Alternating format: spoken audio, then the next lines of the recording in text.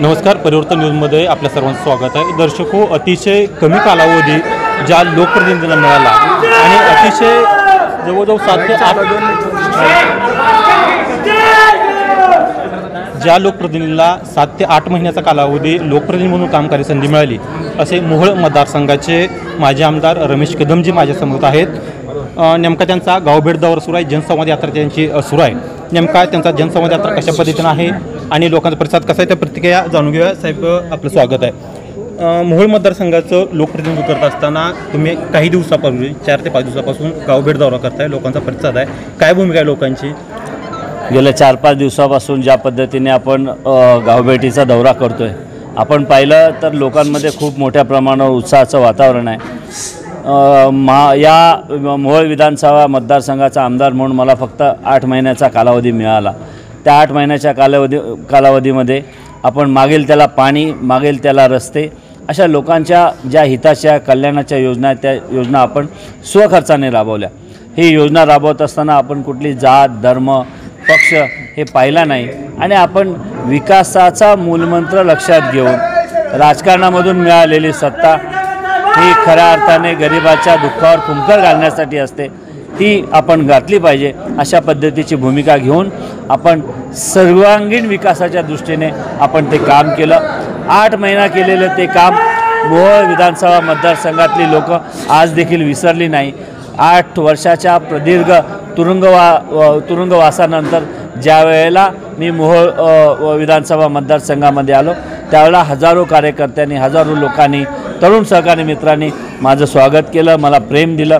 त्यामुळे मोहोळ विधानसभा मतदारसंघातली लोक हे काम करणाऱ्या कार्यकर्त्याच्या पाठीमागे ठामपणाने उभी राहतात, हे या निमित्ताने दिसून आलं. साधारण तुम्ही फक्त 8 महिने लोकप्रतिनिधी म्हणून काम केलं आणि 8 महिने लोकप्रतिनिधी म्हणून काम करत असताना 8 वर्षानंतर जनतेमध्ये जात आहे, जनतेच्या भावना कशा पद्धतीने आहेत? नाही, आता मला ज्या पद्धतीने मी गावागावामध्ये फिरतोय, कोणत्याही पद्धतीची निवडणूक तोंडावर नाही, परंतु मी केवळ आपण या मोहोळ विधानसभा मतदारसंघाचे प्रश्न हे समजून घेतले पाहिजेत.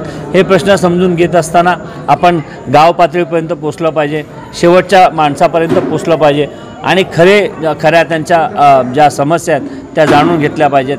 अशा पद्धतीने गावभेटीचे दौरे करताना तरुणांचा खूप मोठा प्रतिसाद मला त्या ठिकाणी मिळतो आहे.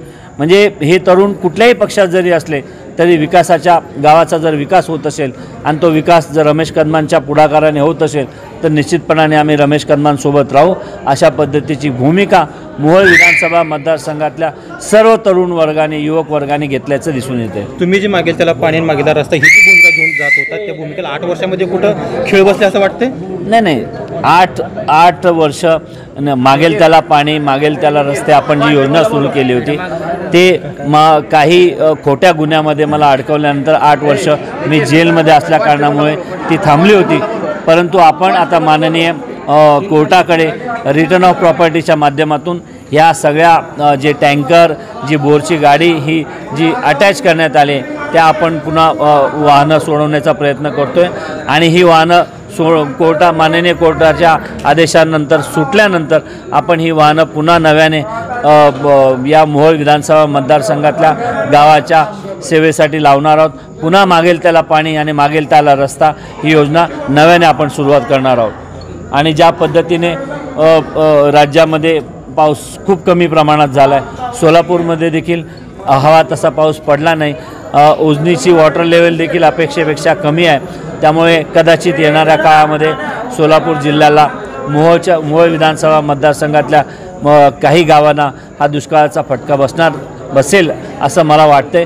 त्याची खबरदारी म्हणून आपण हे टँकर निश्चितपणाने लवकरात लवकर मार्गी लावणार आहोत. जानेवारीपासून टँकर सुरू करावे लागतील, कारण उजनी पाणीपातळीवर दुष्काळ परिस्थिती बघितली तर त्या गोष्टी शक्य आहेत. तर तुम्ही ज्या मतदारसंघामध्ये आता लोकांची गाठीभेटी करत आहेत त्या मतदारसंघामध्ये यशवंत माने आमदार आहेत, त्यांनी मोठ्या प्रमाणात निधी आणला आहे. तरीसुद्धा निधी आणला असताना लोकांची रस्ते आणि पाण्याची भूमिका मनावर सुटल्या नाहीत, अशा जनतेच्या भावना आहेत. त्या आमदारांच्या कामगिरीबद्दल काय वाटतं? बघा, मी विकासाच्या कामाचं समर्थन करणारा माणूस आहे. जर या विधानसभा मतदारसंघातल्या विद्यमान आमदारांनी त्या ठिकाणी निधी आणून जर विकास कामं केली असतील तर आम्ही निश्चितपणाने स्वागत करू. अशा आमदाराचा आपण त्याच्या कामाच्या पाठीमागे आपण समर्थन देऊ. परंतु आज या पंढरपूरच्या 17 गावामध्ये फिरत असताना आजही रस्त्याचा खूप मोठा प्रश्न या ठिकाणी प्रलंबित आहे. म्हणजे जर एवढा मोठा निधी आला असेल तर मग हे रस्त्याचे प्रश्न का सुटले नाहीत, हा प्रश्न माझ्यासारख्या कार्यकर्त्यासमोर आहे. आणि चळेगावामध्ये आज मी आलो. चळेगावचा देखील रस्त्याचा खूप मोठा प्रमाणावर प्रश्न आहे. या ठिकाणी वाळू माफियांचा खूप मोठा प्रश्न आहे. म्हणजे आज इथली लोक बऱ्यापैकी हे आहे, सदन आहेत, परंतु रस्ते या ठिकाणी एवढे खड्डेमय झालेले आहेत की त्यांना पाठीच्या मणक्याचे वगैरे असे गंभीर आजार झालेले आहेत. त्यामुळे या पंढरपूरच्या 17 गावांचा जो रस्त्याचा प्रश्न आहे तो निश्चितपणाने आजही सुटलेला दिसत नाही. त्यामुळे येणाऱ्या काळामध्ये आपल्या सर्वांना एकत्रितपणाने मिळून या रस्त्याच्या प्रश्नासाठी आंदोलन उभं करावं लागेल. आणि उद्या जर भविष्यामध्ये मला संधी मिळाली तर या मोहोळ विधानसभा मतदारसंघाचा लोकप्रतिनिधी म्हणून या पंढरपूरच्या 17 गावांचा रस्त्याचा प्रश्न हा निश्चितपणाने प्राधान्याने मी मार्गी लावल्याशिवाय स्वस्थ बसणार नाही. तुम्ही 8 महिन्याचं काम करत असताना प्रशासनाविरोधात खूप कणखर भूमिका घेतली होती. तीच कणखर भूमिका प्रशासनाविरोधात इथून पुढे असणार आहे का? नाही, कसं आहे, प्रशासन शेवटी लोकांच्या हितासाठी प्रशासनाने काम केलं पाहिजे. ज्यावेळेला लोकांचे प्रश्न अनुत्तरित राहतात, आता हा पंढरपूरच्या रस्त्याचा प्रश्न असेल, मोहोळमधला पिण्याच्या पाण्याचा प्रश्न असेल, मोहोळ नगरपालिकेचा त्या ठिकाणचा प्रश्न असेल, हे जर प्रश्न विकासाचे प्रश्न जर सुटले नाही, आजही जर रस्ते मिळाले नाहीत, पाणी मिळालं नाही, वीज मिळाली नाही, तर निश्चितपणाने या प्रश्नांची सोडवणूक करण्यासाठी आम्हाला आंदोलन करावं लागेल. आणि परिणामी जर आम्हाला प्रशासनाच्या विरोधात जावं लागलं, त्याच्याशी संघर्ष करावा लागला, तर लोकांच्या विकास कामांसाठी हा संघर्ष केल्याशिवाय मी स्वस्थ बसणार नाही. कारण 8 महिन्याचा कालावधी मिळत असताना खूप चांगल्या पण तुम्ही काम केलं होतं. आणि त्यावेळेस मला वाटतं तत्कालीन जिल्हाधिकारी तुकाराम मुंढे होते आणि त्यांच्या विरोधात प्रशासनाविरोधात आक्रमक झाल्यानंतरच पण अण्णाभाऊसाठीचं प्रकरण हे निघालं आपलं बाहेर.